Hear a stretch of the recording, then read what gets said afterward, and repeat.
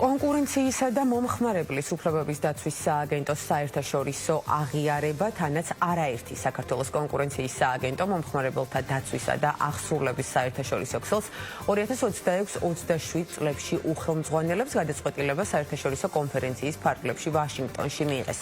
ამასთან კონკურენციისა და მომხმარებლის დაცვის სააგენტოს გადაწყვეტილებები ფარმაცევტულ სექტორში და ქვეყანაში განხორციელებული რეფორმები მსოფლიო ბანკის და კონკურენციის საერთაშორისო ქსელის მიერ საუკეთესოდ დასახელდა ორ ნომინაციაში. საერთაშორისო დონეზე კონკურენციის სააგენტოს აღიარებების დეტალებით სააგენტოს თავმჯდომარე ირაკლი ლექვინაძე გვერდდება. სტუდიაში მოგესალმებით ბატონო ირაკლი, პირველ რიგში რა თქმა უნდა გილოცავთ ამ წარმატებას საერთაშორისო დონეზე. Დათია, მადლობა, მივესალმები ჩვენს მაყურებელს. დიდი მადლობა ბოლოსთვის. პირველ რიგში საუბარი დავიწყოთ მომხმარებელთა დაცვისა და აღსრულების საერთაშორისო ქსელის თავმჯდომარეობით 2026-27 წლებში. საინტერესოა გითხრათ, რას მისცემს ეს ჩვენ ქვეყანას და ასევე რა გახდა თქვენი შეფასებით საფუძველი იმისათვის, რომ ერთხმად თქვენ აგირჩიეს თავმჯდომარე ქვეყნად. საქართველოს კონკურენციისა და მომხმარებლის დაცვის სააგენტო საქართველოს სახელით 2026-2027 წლებში უხელმძღვანელებს აღნიშნულ ორგანიზაციას ჩვენი მაყურებლისთვის რომ იყოს გასაგები მომხმარებელთა საერთაშორისო აღსრულების ქსელი, რომელსაც ქვია ICPN-ი, ეს არის დაახლოებით 80-ზე მეტი ქვეყნის გაერთიანება, რომლებსაც გააჩნიათ კანონმდებლობა მომხმარებელთა უფლებების დაცვის სფეროში და შესაბამისი აღსრულება. გარდა ამისა, ამ ორგანიზაციის პარტნიორები და დამკვირვებლები არიან ისეთი საერთაშორისო ორგანიზაციები, როგორც მსოფლიო ბანკი, ევროკომისია, გაერო, OECD და ესე შემდეგ. ამიტომ საკმაოდ ავტორიტეტული ორგანიზაცია, რომელიც თავის ხელმძღვანელ ქვეყანას უწყების სახით ირჩევს 1 წლის განმავლობაში. ხელმძღვანელობს ეს უწყება სამუშაო ჯგუფებს, შემუშავება ხდება გლობალური სტანდარტების მომხმარებელთა უფლებების სფეროში, რომ ერთიანი მიდგომები იყოს მსგავს кейსებთან დაკავშირებით, ხელს უწყობს ქვეყნებს შორის კოოპერაციის გაძლიერებას და ასევე ხელმძღვანელი ქვეყანა, ანუ პრეზიდენტი ქვეყანა დაუწყება, მასპინძლობს მაღალი დონის კონფერენციას, სადაც 80-მდე ქვეყანა მონაწილეობს. თუ ჩვენ ნახავთ ჩვენი გაწევრიანების ისტორიას, ეს იყო 2023 წელს, როდესაც პირველად პარტნიორები გავხდით, წელს უკვე სრული წევრები, ასევე ყოველთვის აქტიურად ვიყავით ჩართული ამ სამუშაო ჯგუფების მუშაობაში. მათ შორის პრეზენტირებას უკეთებდით ჩვენს მიერ მიღებულ გადაწყვეტილებებს, რომელიც არაერთია და ძალიან ბევრი მიმართულებით პოზიტიურად შეცვალა გარემო მომხმარებელთა უფლებების დაცვის სფეროში და ასევე გათვალისწინებული იქნა ჩვენი გამოცდილება იმ საერთაშორისო პლატფორმის ორგანიზების ნაწილში, რომელსაც ჩვენ პარტნიორ მარეგულირებლებთან ერთად ვაკეთებთ ყოველ ნოემბერს. პრაქტიკულად მინდა ჩაგეკითხოთ მაყურებლისთვის, საინტერესო იქნება პრაქტიკულ დონეზე რა ტიპის გადაწყვეტილებების მიღებაში მიიღებთ მონაწილეობას და ასევე გექნებათ გავლენა ამ გადაწყვეტილებებზე. აი, მაგალითები რომ კი, ეს გულისხმობს ქვეყნებს შორის სხვადასხვა სასწავლო პროგრამების, თადი ვიზიტების, გამოცდილების გაზიარების, მსგავსი ტიპის кейსების გადაწყვეტილების ფორმების გაზიარებას და გარდა ამისა, საკმაოდ მაღალი დონის კონფერენცია საქართველოში 80 ქვეყნის მონაწილეობით, ეს იქნება ალბათ დაახლოებით 2026 წლის სექტემბერში. ეს ფაქტორები გახდა ჯამში იმ გადაწყვეტილების შედეგი, რომ ჩვენი ქვეყანა არჩეული იქნა ავსტრალიის, პოლონეთის და ამერიკის შეერთებული შტატების შემდეგ ხელმძღვანელ უწყებად. დაახლოებით 92 წელს დაარსებული ორგანიზაციაა ეს და ყოველ წელს მას ჰყავს ახალი ხელმძღვანელი ქვეყანა და ვფიქრობ, რომ საკმაოდ მნიშვნელოვანი აღიარება არა მარტო ჩვენი უწყების, არამედ ჩვენი ქვეყნისაც, რომ ესეთი საერთაშორისო ორგანიზაციის ხელმძღვანელობა მოგვიწევს 1 წლის განმავლობაში. და როგორია თქვენი გეგმები, ბატონო ირაკლი, საინტერესოა აი ამ სტატუსს როგორ გამოიყენებთ იმისათვის, რომ ჩვენს ქვეყანაში მომხმარებელთა უფლებების დაცვის სისტემა უფრო მეტად გაუმჯობესდეს, მეტად დაუახლოვდეს დასავლურ სტანდარტებს? პრინციპში ჩვენ კანონმდებლობა დაახლოებით 85% თავსებადია საუკეთესო ევროპულ კანონმდებლობასთან. ეს შარშან ჩვენი ევროპელი პარტნიორების მიერ იქნა შეფასებული ჩვენი კანონმდებლობა და ეს დასკვნა რეალურად დაიდო და მიღებიდან დღემდე საქართველოს პარლამენტმა 2022 წელს მიიღო და მიღებიდან დღემდე გაუმჯობესების მიმართულებითაც კანონმდებლობა და აღსრულების კუთხითაც გარკვეული პროგრესი გვაქვს. სამუშაო ჯგუფების შესაძლებლობას მოგცემს, რომ აი ეს გადაწყვეტილები, რომლებსაც საუკეთესო აღსრულების მქონე ქვეყნები ევროპაში, ამერიკის შეერთებულ შტატებში ქვეყანაში იღებენ, სწორედ აი მსგავს ტიპის სტანდარტების დამკვიდრება მოხდეს ჩვენს ქვეყანაში. თუმცა მე ვიტყვით ამამად, რომ ჩვენს ქვეყანაშიც ბოლო 2 წელიწადში საქართველოს პარლამენტის მხარდაჭერით და იმ პროგრესით, რომელიც მანაჩვენა ამ კანონმდებლობის მიღებით, ჩვენ საკმაოდ კარგი შედეგი გვაქვს და ძალიან ბევრი მიმართულებით შეიცვალა მოვაჭრეების ქცევა და მომხმარებელთა უფლებების გარანტიები არის დღეს ბევრად უფრო მყარი, თუნდაც ვიდრე ამ კანონმდებლობის მიღებამდე იყო, როდესაც საერთოდ არ იყო გარდა რეგულირებადი სექტორებისა კონკრეტული უწყება, რომელიც დაუშვათ სასამართლოს გარდა დაიცავდა მომხმარებლის უფლებას. კი ბატონო და ეს ყველაფერი გამყარდა სწორედ კიდევ ერთი საერთაშორისო აღიარებით ორ ნომინაციაში გაიმარჯვეთ მსოფლიო ბანკის და კონკურენციის საერთაშორისო ქსელის, ერთი ეხება ფარმაცევტულ ბაზარს, რომელიც ჩვენს ქვეყანაშიც ძალიან მნიშვნელოვანი იყო. მინდა გკითხოთ დეტალურად მოგვიყევით ამ ორი ნომინაციის შესახებ და რა ნაწილში მოხდა თქვენი შერჩევა სწორედ მსოფლიოს მასშტაბით. სანამ მაკითხოზე გიპასუხებ და ერთს დავამატებ ასევე რომ გასულ წელს საქართველოს მთავრობა მოიწონა პირველი ეროვნული სტრატეგია მომხმარებელთა უფლებების დაცვის სფეროში და ეს დოკუმენტიც გახდა მნიშვნელოვანი საფუძველი იმისა, რომ საერთაშორისო ორგანიზაციამ სულ სხვანაირად დაინახა საქართველოში ხედვა მომხმარებელთა უფლებების თემის განვითარების. რაც შეეხება თქვენ შეკითხვას, ეს არის უკვე მეორე საერთაშორისო ორგანიზაცია, რომელიც უფრო კონკურენციის იურისდიქციის მქონე ქვეყნებს აერთიანებს, იქ 160 ქვეყანაა ჯამში გაერთიანებული. მისი მთავარ პარტნიორი არის მსოფლიო ბანკი, რომელიც აცხადებს კონკურსს და შეფასებებს უკეთებს ბოლო 1 წლის მანძილზე იმ გადაწყვეტილებებს თუ იმ შედეგებს, რომელიც სხვადასხვა ქვეყნებმა მიიღეს კონკურენციის სექტორში.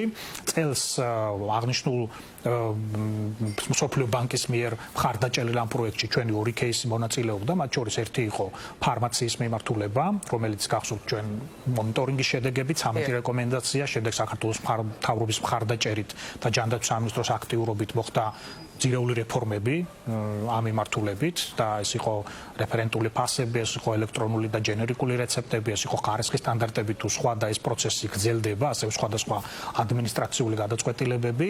ამის შემდგომ იყო ჩვენი მოკვლევის შედეგები, რომელმაც გამოავლინა შეთანხმებული ქმედება კონკრეტულ სახელმწიფო შესყიდვების მიმართულებით ონკოლოგიურ პრეპარატებთან მიმართებაში და ეს შეფასებული იქნა როგორც კარგი პრაქტიკა შეთანხმებული ქმედებების გამოვლენის კუთხით და ჯამში აი ამ გადაწყვეტილებებმა და გადაწყვეტილებების შედეგად მიღებულმა ეფექტმა, რომელმაც გავლენა მოახდინა პაციენტებზე და მსოფლიო ბანკის შეფასებაშიც არის აღნიშნული, რომ წელიწადში უზრუნველყო დაახლოებით 75 მილიონი დოლარის დანაზოგის გაკეთება მათთვის, ვინც მედიკამენტებს ყიდულობთ და მათ გაუჩნდათ არჩევანი ამ მიმართულებით და გარდა ამისა რიგ მედიკამენტებზე ფასების შემცირება 40-45%. ეს მსოფლიო ბანკის ციტირება იმ შეფასებიდან, როდესაც ეს кейსი საუკეთესოდ იქნა მიჩნეული. ანუ რისი თქმა მინდა, ერთია ჩვენი გადაწყვეტილებები და მეორეა საქართველოს მთავრობის მხარდაჭერით განხორციელებული რეფორმები, რომელმაც ეფექტი დადო.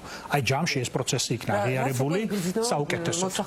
კი, იმიტომ რომ მთავარი კრიტერიუმი ამ შეფასების დროს, როდესაც кейსი ხდება გამარჯვებული, არის სწორედ ის ეფექტი, რომელსაც ეს იწვევს კონკრეტულ მომხმარებელში თუ კონკრეტულ ამ შემთხვევაში პაციენტებთან მიმართებაში. ამიტომ ჯამში ეს იქნა შეფასებული ძალიან პოზიტიურად. 70 ქვეყანას შორის მიმდინარეობდა კონკურენცია, რომელიც кейსი იქნებოდა საუკეთესო და ჩვენ იმ ნომინაციაში, რომელიც გულისხმობს სამუშაო ადგილების კერძო ინვესტიციების და კონკურენციის ადვოკატირების მხარდაჭერას, ფარმაციის кейსი იქნა მიჩნეული საუკეთესო. და ბატონო ირაკლი, სწორედ თემის სენსიტიურობიდან გამომდინარე, დარწმუნებულები მაყურებლისთვის ეს საინტერესო იქნება, რომ გითხრათ ახლა რა ეტაპია და კიდევ თქვათ რა მიმართულებებია დარჩენილი, რაც დამატებით თქვათ გაუმჯობესებს იმ შედეგებს, რამაც უკვე მოიპოვა საერთაშორისო აღიარება. მე გეტყვით, რომ ჯანდაცვის სამინისტროსთან ჩვენ აქტიური კოორდინაცია გვაქვს ამ საკითხებთან, ასევე საქართველოს პარლამენტის შესაბამის კომიტეტებთან. დაახლოებით 13 რეკომენდაციიდან დაახლოებით 9 რეკომენდაცია თითქმის სრულად ან ნაწილობრივ არის იმპლემენტირებული, დანარჩენს გარკვეული ეტაპები და დრო ჭირდება. ჩვენ უწყებაში ამ დროისათვის ასევე ერთი საქმეა მოკვლევის მიმართულებით, რომელიც ფარმაცევტულ ბაზარს ეხება და გულისხმობს 8 კომპანიის და 14 მედიკამენტთან მიმართებაში მოკვლევის წარმოებას, საქმე ეხება დომინანტური მდგომარეობის შესაძლო არასათანადოდ გამოყენებას. ამიტომ ეს პროცესი გრძელდება და მე ვფიქრობ, რომ ის ეფექტები, რაც ერთხელ უკვე დაიდო, ეს ეტაპობრივად თუ რეფორმირების პროცესი იქნება მუდმივი და თანმიმდევრული, ამას ბუნებრივია შესაბამისად იგრძნობს ყველა. კი ბატონო, ირაკლი, რადგან საერთაშორისო აღიარებაზე საუბრობთ ჩვენ ძირითადი სასაუბრო თემა ის არის, მინდა გკითხოთ, დღესდღეობით ყველაზე მნიშვნელოვანი ტენდენციები საერთაშორისო მასშტაბით რა არის მომხმარებელთა უფლებების დაცვის მიმართულებით და რამდენად ემთხვევა ეს ჩვენს ქვეყანაში არსებულ, ვთქვათ, გამოწვევებს? ზოგადად ჩვენ როდესაც ვიღებთ გარკვეული ტიპის გადაწყვეტილებებს, ვეყრდნობით საუკეთესო ძირითადად მაინც ევროპულ პრაქტიკას, იმიტომ რომ როგორც კანონმდებლობა ამერიკულისგან განსხვავებით ის უფრო ახლოა ჩვენი ქვეყნის კანონმდებლობასთან. ამიტომ ეს ტენდენციები ჩვენთვის უცხო არ არის და დღესაც ამ საფუძველზე ვიღებთ გადაწყვეტილებებს. თუმცა, როდესაც ჩვენ განვაცხადეთ ამ ორგანიზაციის ხელმძღვანელობის შესახებ, ბუნებრივია გვაქვს რამდენიმე პრიორიტეტული მიმართულება, მათ შორის პირველი არის კონკურენტთა უფლებების დაცვა ციფრულ ბაზრებზე, იმიტომ რომ ეს სრულად ახალი მიმართულება და სწრაფად განვითარებადი და სრულად ახალი სერვისები ჩდება ამ მიმართულებით, მათ შორის ჩვენი გადაწყვეტილებებიც აჩვენებს, რომ 70% სწორედ ონლაინ შესყიდვების დროს წარმოქმნილ პრობლემატიკას ეხება, ეს ერთი. მეორე, ძალიან აქტიურად ვიმუშავებთ გლობალური სტანდარტების შემუშავებაზე, იმიტომ რომ მსგავს кейსებთან მიმართებაში მიდგომები იყოს ერთნაირი და ერთნაირი მიდგომით მოხდეს გარკვეული გადაწყვეტილებების მიღება და მესამე ეს არის ქვეყნებს შორის კოოპერაცია, ანუ ერთგვარი mentorship-ის პროგრამის განვითარება გამოცდილ და ახალგაზრდა ქვეყნებს შორის, რომ მოხდეს კონსულტირება, მაგალითად ის გამოცდილება, რაც მაგალითად უკვე წლების განმავლობაშია დაგროვილი რიგ ქვეყნებში, მისი სწრაფად ადაპტირება და დანერგვა იმ ქვეყნებში, რომლებსაც ახალი კანონმდებლობა აქვთ ამ მიმართულებით და მარტო ჩვენ არა ვართ ესეთი, ძალიან ბევრი თუნდაც კანდიდატი ქვეყანა ევროპის მიმართულებით, იგივე თუნდაც სხვადასხვა ქვეყნები ეხლა იწყებენ ამ კუთხით აქტიურ მუშაობას და ამ პროცესში აქტიური კოორდინაცია და ჩართულობა იქნება ჩვენი ერთ-ერთი საკითხი იმ სამი პრიორიტეტისგან, რომელიც მე ახლა ვახსენე და ველოდებით, რომ 2026 წლის ივნისიდან, როდესაც ჩვენ შევუდგებით უკვე ამ ორგანიზაციის ხელმძღვანელობას, აი ეს საკითხები კიდევ უფრო აქტუალური გახდება და უკვე 2026 წლის შემოდგომაზე უკვე გვექნება პირველი შემაჯამებელი და აქტიური ღონისძიება ამ საერთაშორისო ქსელის ქვეყნების მონაწილეობით. კი ბატონო, ერთი მინდა ჩაგიკითხოთ, საერთაშორისო პრაქტიკიდან, თქვათ ადგილობრივად, რომელ გამოცდილებას განიხილავთ, რომ დაინერგოს უახლოეს პერიოდში და აქვე ბოლო კითხვასაც დაგისვამთ თქვენი ხელმძღვანელობა საერთაშორისო ორგანიზაციის უშუალოდ ქვეყნის იმიჯზე და საინვესტიციო გარემოზე რამდენად მოახდენს გავლენას და როგორი იქნება ეს ეფექტი, რომ გითხრათ?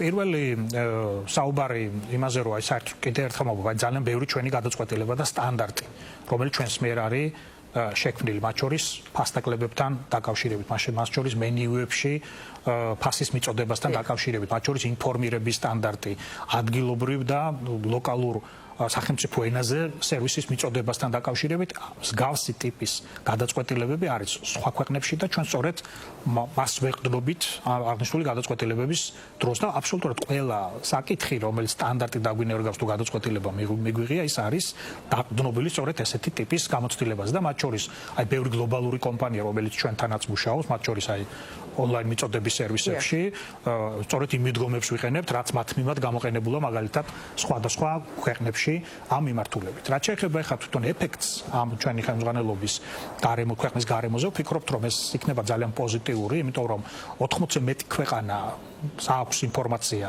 საქართველოში არსებული ტენდენციების შესახებ, აქ მიმდინარე რეფორმების შესახებ მომხმარებელთა უფლებების დაცვის სფეროში და ეს ქვეყნები ესტუმრებიან ჩვენს ქვეყანას და ეს არ ნიშნავს მხოლოდ, რომ ისინი მომხმარებელთა უფლებების ნაწილს გაეცნობიან, ეს პროცესი გულისხმობს თვითონ ქვეყნის შესახებ ინფორმაციის ძალიან დეტალურ მიწოდებასაც თუ რა შესაძლებლობებია აქ და ჩვენ მაქსიმალურად სხვადასხვა უწყებებთან კოორდინაციით გამოვიყენებთ ამ შესაძლებლობას, რომ მათ გქონდეთ ინფორმაცია არა მხოლოდ მომხმარებელთა უფლებების სფეროში წარმატების შესახებ, არამედ ზოგადად ქვეყანაში მიმდინარე ძალიან ბევრი პოზიტიური პროცესის შესახებ. კი ბატონო, რაც ბუნებრივია იქნება სანდოობის ზრდის ერთ-ერთი მთავარი განმაპირობებელი ფაქტორი და სანდოობა უკვე არის ერთი წინ გადადგმული ნაბიჯი საინვესტიციო გარემოსთან მიმართებაში. ძალიან დიდი მადლობა თქვენთვის.